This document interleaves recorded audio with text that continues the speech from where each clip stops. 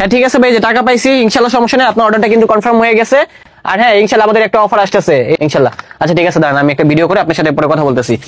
আসসালামু আলাইকুম দর্শক, আশা করি সবাই ভালো আছেন। আপনারা কিন্তু আমাদেরকে অনেক সাড়া দিয়েছেন, তার জন্য কিন্তু আবারও চলে আসলাম হচ্ছে সাদিয়া গার্মেন্টসে।